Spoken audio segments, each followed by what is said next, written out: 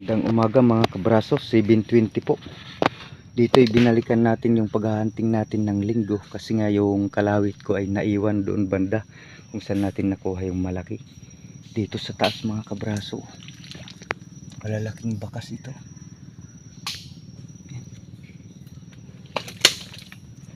Yan mga kabraso. Sundan lang natin, sana lang nandito pa sa spot. Sobrang dami ng pinagkainan dito at ito ay napakalaking pinag-anuhan niya. Siguro nagbabalak na mag-ano dito butas, pero hindi tinuloy. Yung mga pinagkainan niya, nagmukbang talaga dito. May luma, may mga bago. Yan. Sa paligid yan, puro inanuhan niya, pinagkainan. At ayun, isang pinagpahingahan din malaki.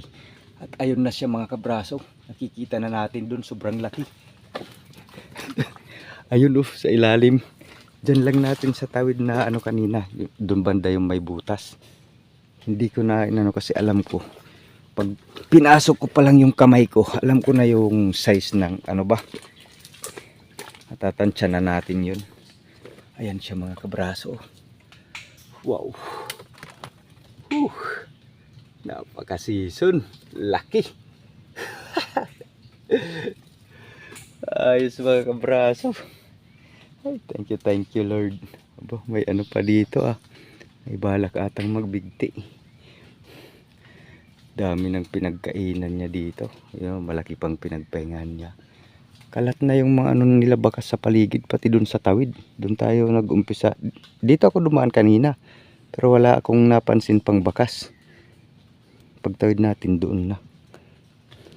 So pagkakuha pala ng kalawit natin, dumiretso tayo dito sa malapit sa kabilang barangay. Yung mga bakas din dito. Medyo luma na ito. Yan. Pero good size na rin. Yan Hanapin lang natin yung bago niyang bakas sa paligid. Sana lang madali natin ito. Kadagdag tayo ba?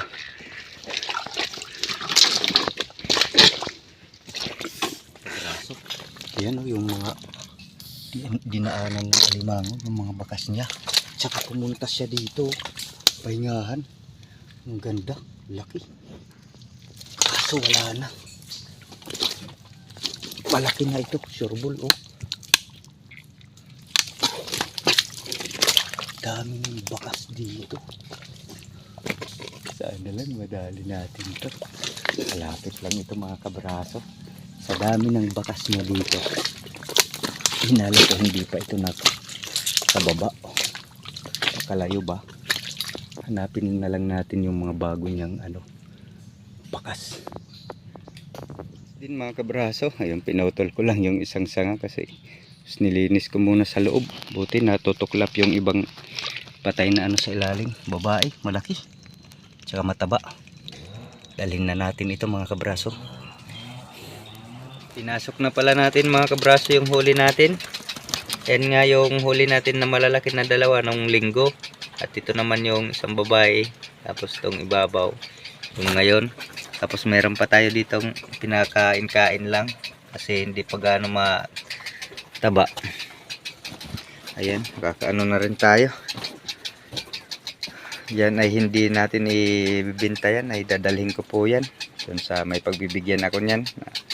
Isang piyesta.